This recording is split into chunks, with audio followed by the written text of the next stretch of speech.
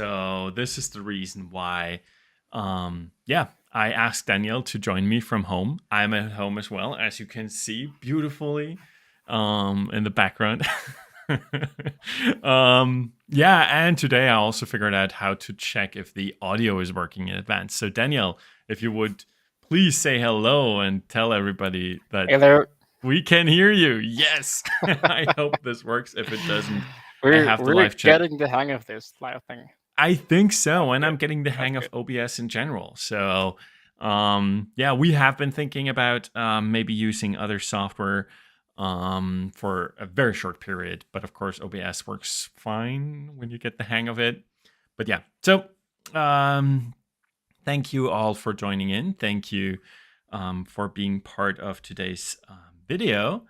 I could have announced this time what we're going to talk about, but since it was not clear if I'm here on my own or if Daniel will be here as well, I sort of did this last minute. So if you saw the post, thank you. And I might be doing some posts like this on YouTube more often now as well. Daniel, would you like to tell us what we're going to talk about today? So there are a couple of questions that we collected about Portmaster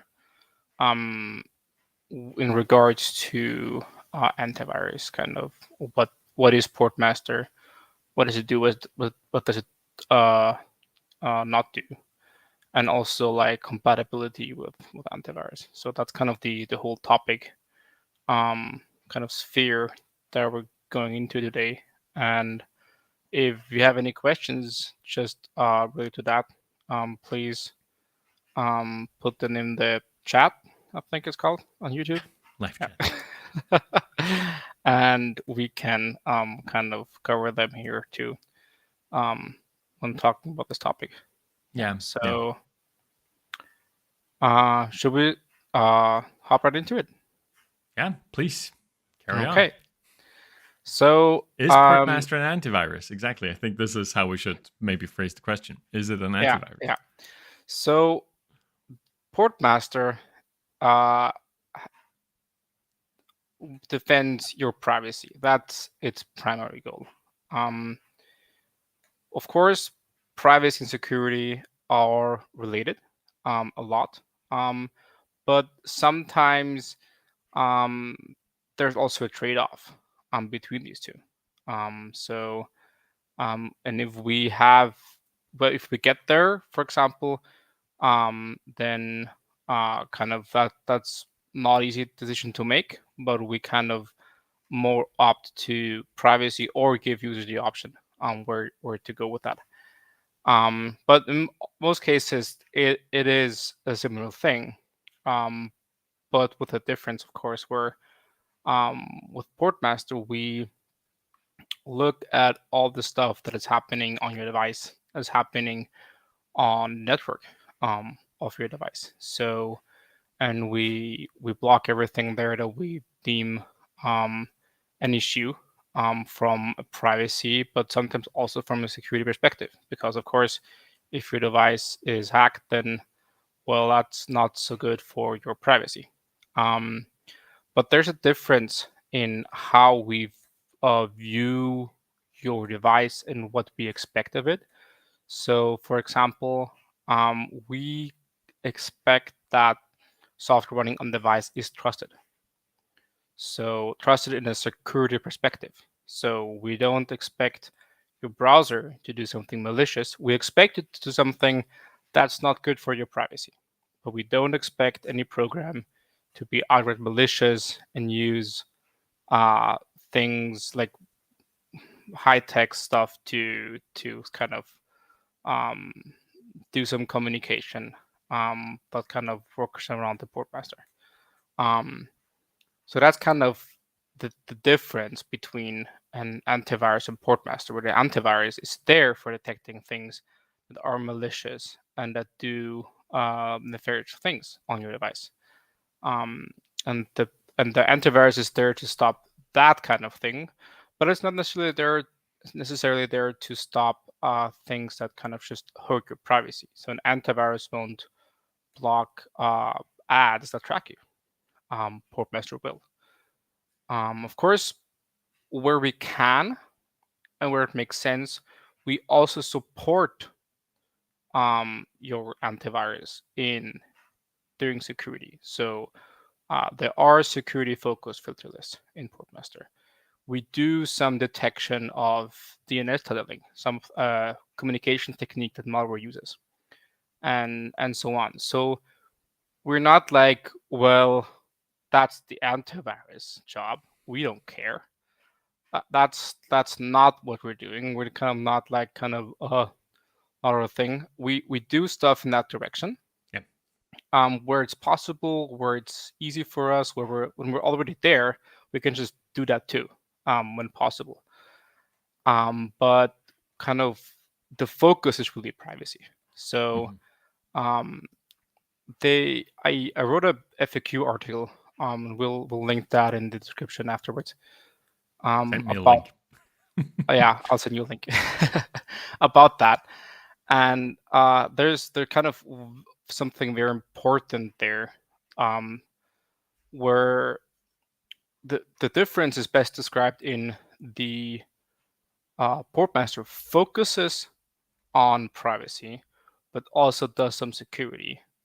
And Antivirus focuses on security, but also does some privacy. And there's a difference. So don't uninstall your antivirus unless it's a bad one, of course. Then please do. And are you doing any judgments on what is a good or a bad one? There are really good antivirus tests out there. I can also link one in the description for reference. But I'll say this: a lot of experts have come forward in the last years saying that Windows Defender is enough for pretty much all use cases, and that other antivirus systems, in their attempt on being good at their thing, actually do damage. We've had a couple antivirus that's really screwed up so hard it's unbelievable. But also, like, you have like Firefox engineers being pissed off by them because antivirus injects code into Firefox to do stuff there, and that's really something that I think goes too far for an antivirus. Yep. So in principle, don't deactivate your antivirus, but maybe reconsider the one you're using, and change it to a better one. So what are maybe some red flags if we're already starting to get into this? Because I know a couple of red flags, but like maybe what do you consider, like, what are red flags, or what have you read that other people have pointed out about certain stuff? You already said injecting code into other software. That seems bad. I agree. But sort of like what else is there that you should look out for? Especially if they try to packet it as a good way, maybe. What are those red flags, or what would you consider is bad in an antivirus? So I think one of the things that some of them like to do, but is like turns out to be a bad thing sooner or later, is breaking TLS. So kind of breaking HTTPS connection. So whenever you browse to a website and you have the lock in your browser, that's HTTPS, and the S stands for TLS, which is Transport Layer Security. And that kind of provides a encrypted connection between your browser and the server, which means that the antivirus can't see what's in there. But some of them really want to, so they break that open. I won't go into details how that works. But that can lead to very bad things, and kind of reduce the trust a lot, of kind of the connection itself. The connection itself, yeah. So maybe to add something into there, because we were thinking, people have been asking for this for the longest time. I want to see what the stuff is sending. So we are thinking about providing a service like this. But as far as I understand, like what the antivirus does, it does always, and it does do stuff with it, and you don't know it, you don't see it, so you should watch out. How would you, in what case, how would we implement this in a more privacy respecting or security respecting kind of way? What are our thoughts in that regard? And this is not a feature that's coming, but it's a feature that Daniel and I have talked about, I think, like 2 weeks ago or something like that. Yeah, we We we sort of naturally slide it in here. This is the beauty of having stuff like this live, sliding from one topic into the next a little bit. What are your thoughts? well, it is really hard to do correctly. I think there is a way, um, but there's so many difficult cases, and it's easy to screw up. So um, So you're I saying don't. we're not going to provide this feature, even though so many people want it? I think we'll find other ways. If we need it, we'll find other ways. I think that's a better way to go about it. So instead of kind of really breaking that up, I think we're better to move into the browser with the browser extension, for example, Ooh. and do things before the encryption applies. Um, Mhm. so that's really a very hard thing to um, to decide where to go best. If at all possible, I really rather not start with any TLS breaking because it is just such a difficult thing to do correctly, and sooner or later we'll probably screw up.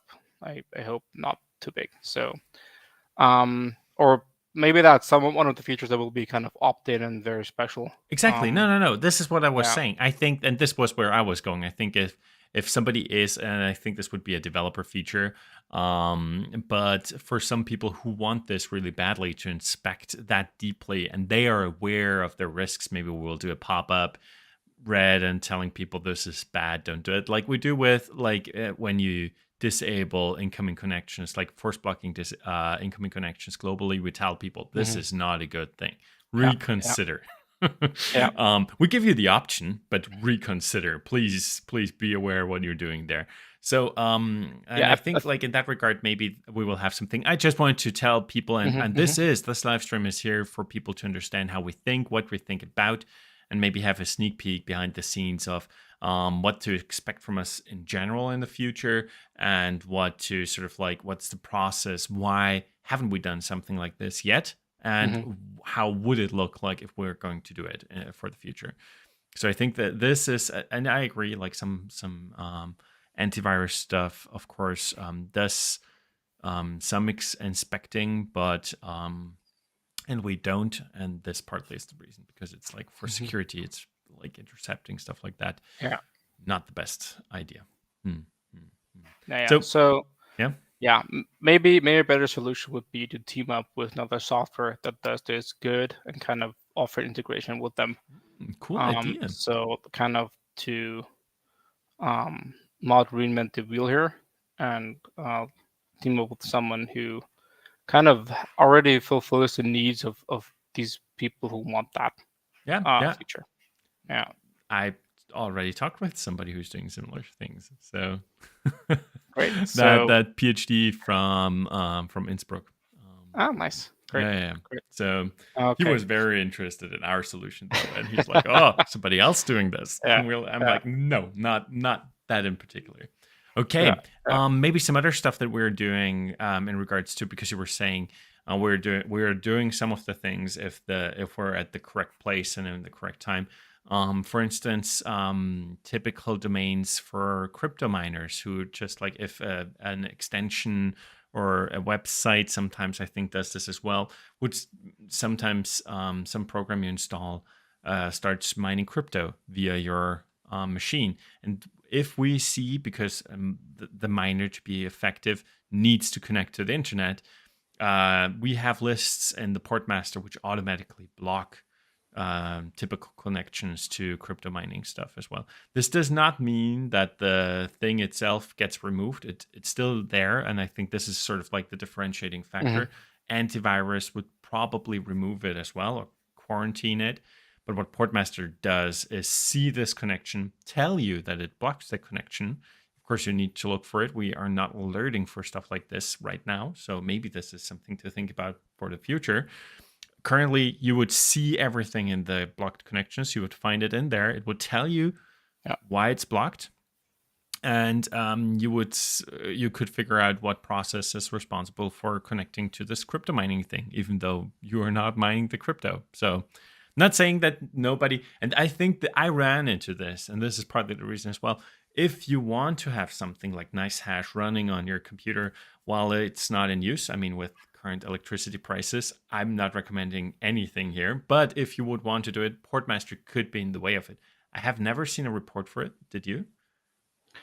I think that we had this list active by default. I'm not sure if we moved it out of the default category into the experimental ones because there were issues. No, I don't, but I have not seen any issues yet. Nobody has contacted me. But for instance, if I run Monero, a Monero wallet, and the Monero node and stuff like that on my device, I typically have to allow this to connect out, especially if I use a well-known mining thing, a mining pool, and the pool would in some cases be like on this list, because how do you make the most money the easiest if you just have it in a pool and the turn like it produces Monero on its own? So just by contributing, but mining pools, different topic, different situation. Cool. So this is sort of like how we're doing. When does an antivirus start to be in the way of the Portmaster, or the other way around? When is there conflict, and how can you resolve it? And when should you just consider like taking your losses and deciding which one to keep? I'd like to finish off the red flags for the antivirus first. Oh, sorry. Sure. Kind of where we took a turn. So one like red flag is always kind of this TLS breaking and injecting into stuff. So I remember Kaspersky actually injecting a ID, it's kind of a tag and an ID into web pages. So a unique ID for you. So every web page looking for that with JavaScript could kind of track you like permanently over every website. This is fingerprinting made easy. That's pretty crazy. So I think they didn't have that in there long, but it kind of shows you antivirus doesn't care about your privacy. They only do security. They don't care what leaks. They of course send all the data, all the things they find. Of course, they send that back to their. A lot of them do. Yeah. Yeah, like I think everyone of these does, because that's how they are effective and that's how they kind of gather this stuff. So yeah, there's really also privacy things to consider there with your antivirus. So and there are a couple that continuing to the next question that are incompatible with Portmaster that we've seen kind of not working together. And often it is exactly these weird features where they kind of start breaking up stuff. But in general, of course, antivirus will use the same or similar interfaces to the operating system that Portmaster uses, because they kind of operate in the same space. And it can very well be that sometimes they're just incompatible in how they're programmed. We've took care to be sure that kind of we've done everything correct on our side, and I think we've done that. So we should be compatible with other software that is trying to do security. But with some antivirus, it just doesn't work.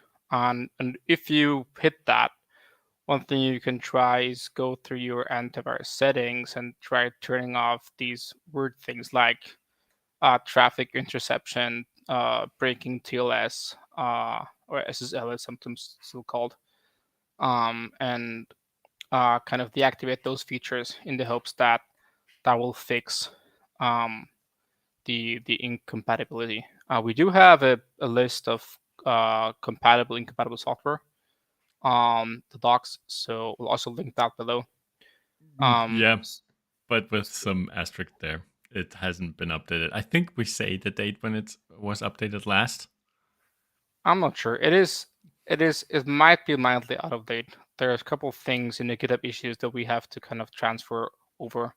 Mm-hmm. There have been some updates here and there. So, Mm-hmm. Yeah. but it gives a kind of a good baseline, to kind of know, um, how things are looking. So, but the most important thing here is, if there's an incompatibility, as either your internet breaks, then it's obvious, or Portmaster will start telling you that it detected something that's interfering with its operations. Portmaster does regular self checks.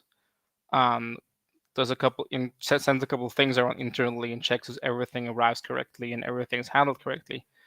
In order to verify that it's actually working. So whenever kind of something would silently work around or deactivate Portmaster, and kind of silently remove its protection, then Portmaster would tell you, and um, you'd you'd notice. Um, and of course, if an antivirus does something like that, then this will happen too. Mm-hmm. Yeah. What can I do So, about it in that instance? well, as I said, you can try deactivating features in the antivirus to Mm-hmm. What see to look for again? interception. Interception. Interception is one keyword. Which in general Encryption. is usually not as good anyway, like from because they don't care about privacy. Usually they interception means breaking encryption or injecting stuff. Or is this a general rule, Yeah, or would yeah. you? Okay. Well, um, I no, know. So we are not antivirus experts. Just to bring that out there as well. Of course, we just like from what antivirus we have experienced, and I have experienced a couple. So, but we're not testing all antivirus software. Just to make this clear here. yeah, But yeah. like, Well, the concepts are the same everywhere, and I have studied literally IT security, so I do know that field very well. In general, I don't know the individual antivirus products though. So, um, yeah, interception is one thing to look out for. Kind of uh, TLS, SSL, stuff like that. So, yeah, there. Um, that's a couple of things you can look out for. And if that doesn't help, and it's not in the compatibility list, you can just open an issue or send us an email, and we'll see if there's something. I've also found settings just by googling them and then suggesting them. So, hmm. yeah, We got a live update here as well. Oscar wrote that Clam AV he sometimes uses, and apparently it works next to the yeah. Portmaster. So, Glasswire is a very traditional antivirus. It just scans files, and there's that that kind of antivirus will never have an issue with Portmaster because they really kind of then uh I don't know how to say it, kind of work together well. Yeah. So on on some machines, I have Silence running next to Portmaster as well, which, as far as I understand, is looking at processes and what they're doing, and this doesn't intercept with Portmaster as well.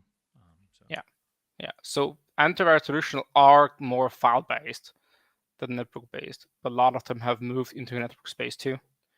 Um, and that's where things start kind of getting problematic. Um, mhm.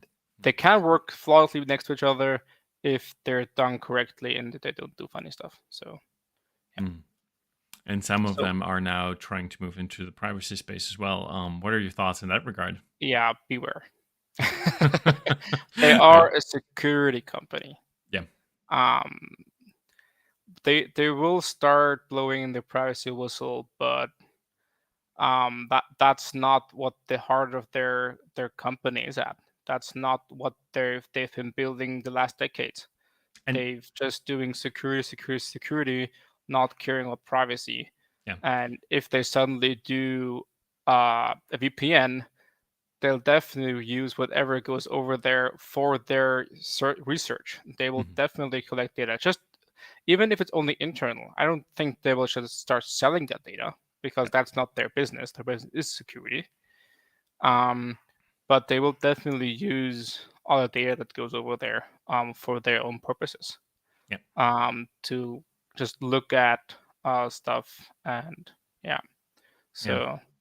That one of the interesting parts there as well is like VPNs are like blocking stuff from within from the VPN perspective. They of course have to look at your traffic as well to be able to block stuff. Typically, I don't think that they do it locally as the Portmaster, because this of course is one of the great things about the Portmaster, and it's part of the reason why the download is so huge, because everything needs to be downloaded so that safing never sees any connection. Everything is decided locally. You download everything. All those filter lists are locally, and you're getting updates to those frequently. But it's always a pull and never a push. So, yeah, interesting. Yeah, well then, good. I think do you want to add something? I wanted to chime this in here, but I feel like we're sort of in a natural endpoint here for this topic. Yeah, so I don't think there's anything big to add. Yeah, I think just to kind of stress the main point at the end again. Antivirus focus on security. That's their daily bread, and they might do some privacy, but it's kind of just on the side and for getting the sales. And Portmaster does privacy. That's our daily bread. Okay. And we do some security where we can, and where it's easy, but we won't start doing an antivirus. That's their job. So use them together, but use a good antivirus. And most of the people, or all of the people who are working on the Portmaster, are have a security background, of course. And I think we talked about this in the past as well, where you need good security for privacy. If your security is bad, then there is nothing then you cannot ensure privacy. Yeah. You can have the most private home and all windows closed and everything blacked out. If the window is opened easily, then everybody is in and walking and seeing everything anyway. So one interesting thing that falls into the kind of trade-off privacy and security is something called OCSP, or kind of certificate revocation.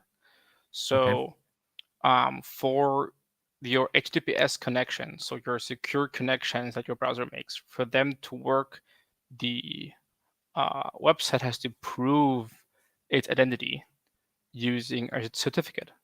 And the certificates are issued by certification authorities. And there's a couple handful very trusted to a couple hundred more or less trusted of them out there.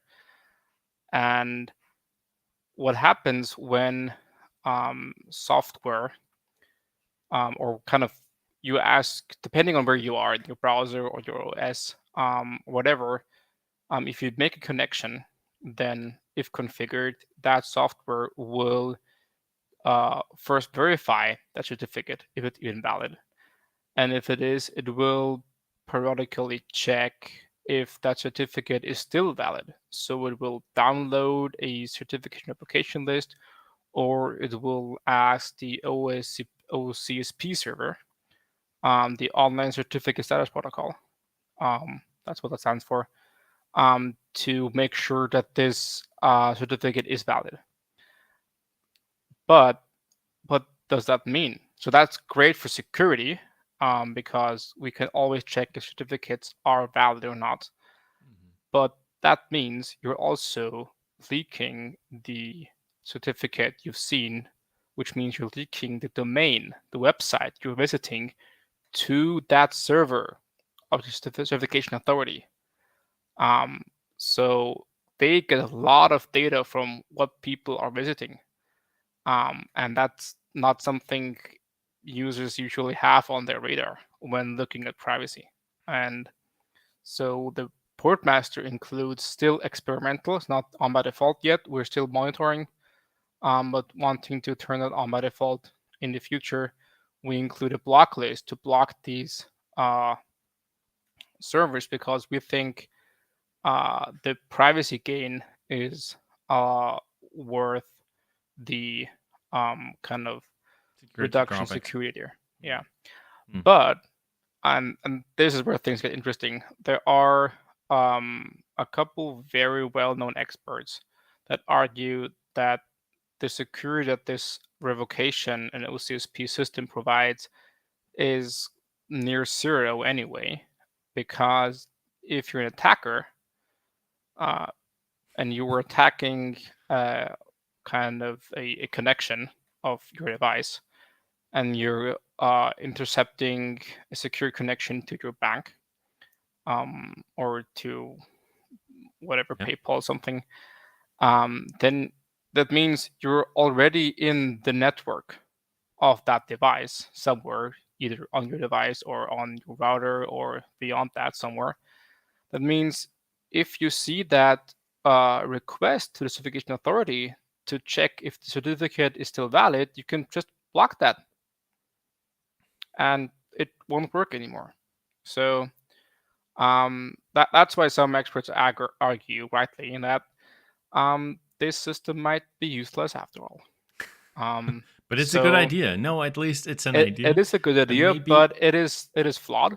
yeah. And of course, sometimes it could be that the attacker can intercept that connection, but not the other one. So there is some little value to it, but in most cases, the attacker will be able to manipulate both connections. Mm. Could be at Um, least. Yeah. No. yeah. Mm. Interesting. So it actually makes a lot sense from a privacy perspective to block these connections, because every software fall back to the fallback to anyway to accept the certificate, because otherwise you'd break everything. And that is, funny enough, exactly what happened with Apple, I think half a year ago, where Yeah. suddenly pretty much every Mac on the planet was unable to open, I think it was signed applications. Yeah. Which is Why? most of them. Why? Because the MacBook checked, when opening the application, checked whether the certificate was still active by asking Apple's certification authority server. That went down, and their fallback was to not allow it, meaning they broke all of your stuff. Which of course is again security. It's good for security because fallback for no means if I cannot verify that it's actually the correct thing, that I'm not opening a virus, for instance, which is of course the reason why we're talking about it. If I cannot verify that it's the real deal, that it's not a Trojan horse, not a virus, it's not opening, which protects you in some way. But of course, sending a message back to Apple, I'm opening my Word document or my Word application again. I'm opening my music application again and again. And you sending out those messages, of course, is like from a privacy perspective, questionable at best. Yeah, no, Yeah, and I understand. definitely. No, interesting, So cool. no, wait, sorry. The issue was that uh the the fallback was that it would be allowed, but the thing was is that the server wasn't really down; it was just overloaded, so it was really slow, and you didn't kind of get an answer back. Ah, okay. So the fix was for people who knew what to do, and kind of like it was all over Twitter for a couple of days. To open it Um, without internet. just well on their phones or whatever. They're like laptop, working phone, Twitter. So to actually block that server, and then Mm, everything worked again. And then they interesting. figured out, that was really funny too, that some people had the issue where I think the keyboard didn't immediately respond after waking up. Okay. and that was also linked to that for some reason. That Okay. something verified there. So the Macs that were waking up took longer to be responsive. Due to this. Super weird stuff. Hmm. So yeah, Macs are super connected, and that's also something maybe to think about. I agree. But yeah, it's security. Like Yeah. Apple is so much about security. They started tuning privacy a lot lately, but still, they definitely value security over privacy. But I have not seen an ad for what happens on your Mac stays on your Mac yet. So apparently the Mac still is different. But who knows? They I haven't have seen it this on. kind of iPhone is privacy ad Yeah. sometimes. So Yeah. And this is the slogan: "What happens on your iPhone stays on your iPhone." Maybe then to recap, in regards to antivirus in general, would you now? You already said like ClamAV is sort of like okay, but like what are general recommendations? Should people, because this is what are people asking? They're asking two questions, and we only answered the antivirus one. People are also asking about firewalls most of the time. I do not want to go into firewalls now. But like in general, if you have an antivirus next to the Portmaster, in what cases should you keep it? What should you remove? In what cases? Maybe go a little bit more into what you think about threat modeling as well.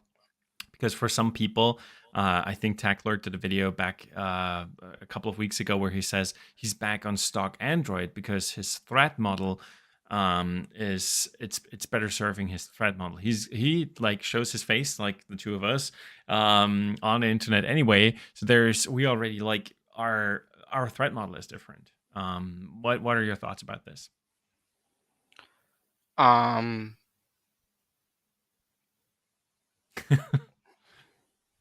let me Maybe think. that's the reason why I started with ClamAV. What about ClamAV? We already said that's basically doing a good job. I Portmaster would, I think, help telling you if ClamAV, if the program you're running, what data it would send out. You would see it with the Portmaster. If it sends, because it should not send home any data. well, Do you agree? ClamAV is kind of the primary open source Yeah. antivirus solution. So it is a basic protection. I'm not sure how well it currently fares against other solutions, and that also can change very quickly because antivirus needs to adapt to emerging threats. So it can change year over year, like how well a solution is, how good it is. So definitely, for kind of recommendations in that direction, check the uh, antivirus testing websites. Be sure to pick a good one and not an ad, a full page ad for for an antivirus engine. I don't know if they do as much as referral stuff like VPNs do, but for some of them, I'm sure doing that. Hmm. So, but yeah, threat modeling. Definitely, I think there is some kind of considerations to be made there when picking your antivirus. If you're okay with them sending stuff home or not, if you're like how deep you want them to integrate with your system and take control over it. Um, so there's definitely different solutions here. Also, kind of uh, taking into account where they're based in. So if you're in the EU, it does make sense to look for an antivirus that is based in the EU. Um, not not only kind of from a regulatory and data protection side, but also where the company is will also influence what malware they will analyze and protect you against. So choosing a vendor that kind of that you're actually a target group of um, will give you better protection because Of course, like the internet is everywhere, and you could get infected by anything. But still, if you're in Europe, you mostly use European services, so that's where your data leaks when it leaks, and that's kind of where Very you cool will be advice. targeted. You are targeted by with emails that are from companies that are in your region, because kind of attackers kind of, if they buy your hack data from the darknet, they know what service it's from and they know who to target that with. So, and if you're in the US, you will get kind of attacked by things that are custom made for the US. So it does make sense to pick an antivirus to kind of where you are, because that will give you better protection. Because that's where the antivirus company will focus their virus research on and generate better detection for these types. Very, very cool. Yeah, good advice, I think.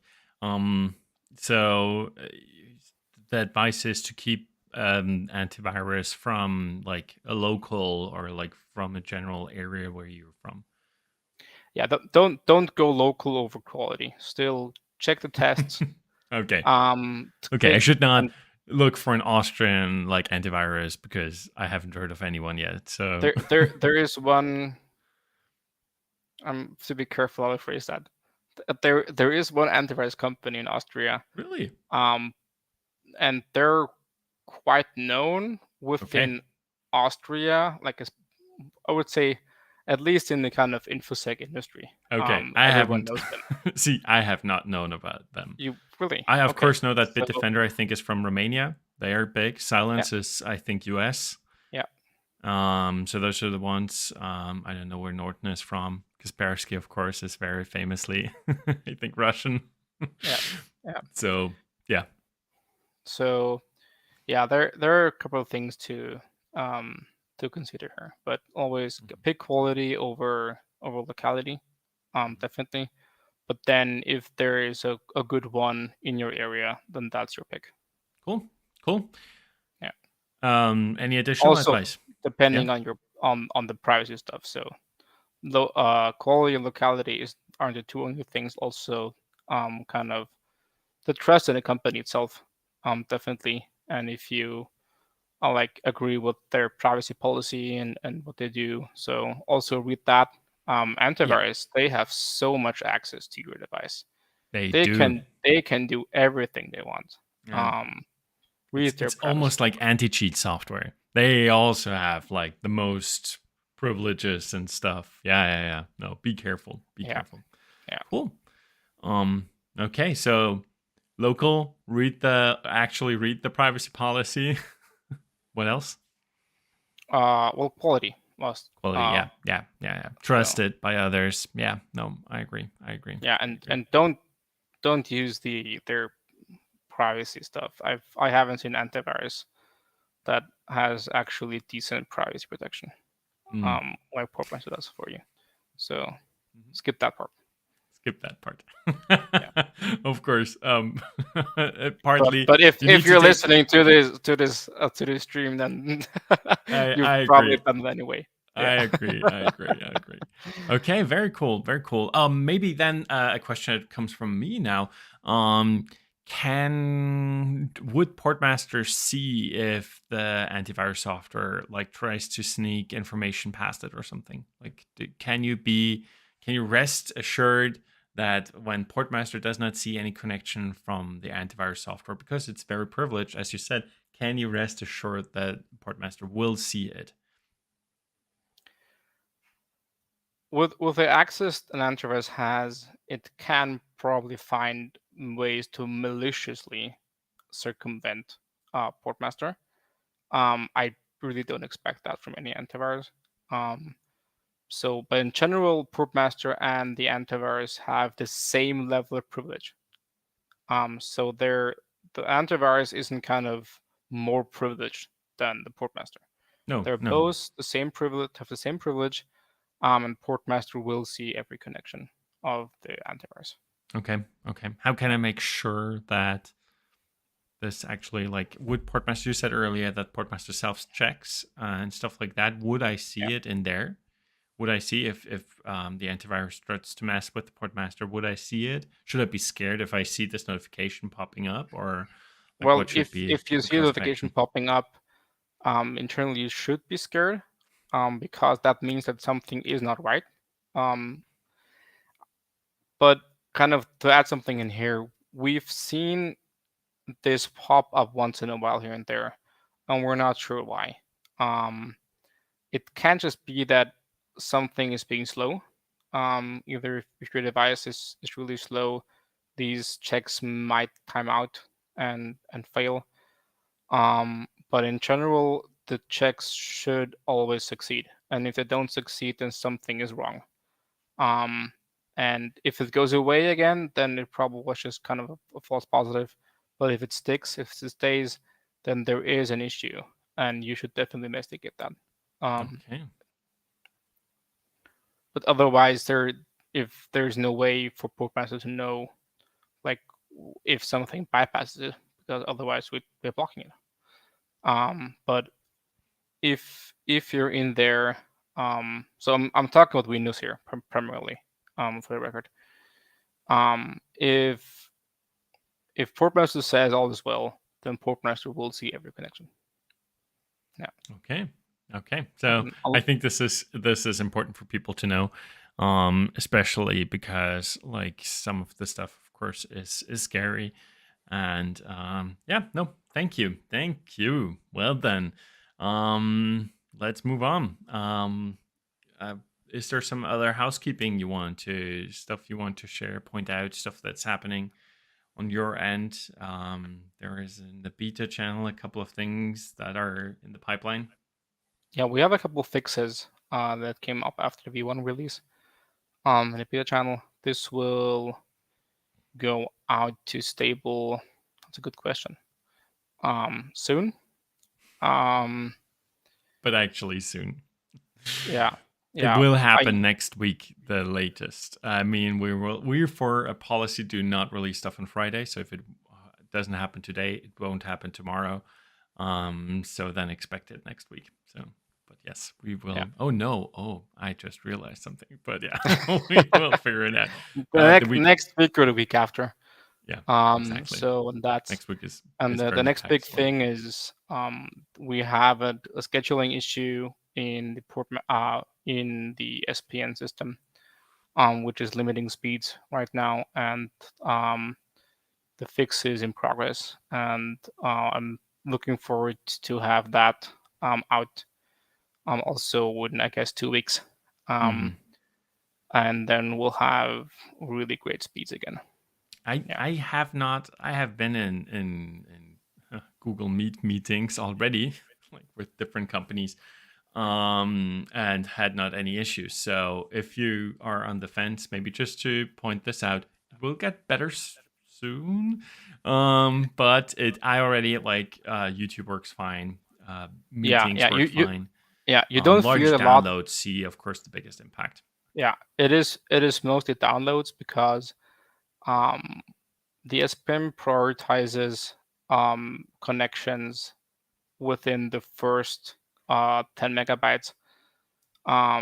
So as everything in that realm, which is kind of all of browsing, is really fast.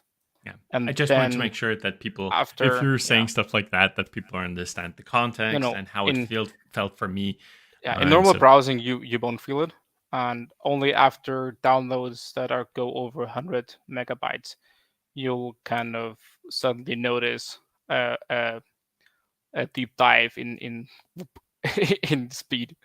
To which we're about 10 working on. Yeah, Which is not a feature. It is a bug, and we're working on it. So Great. yeah.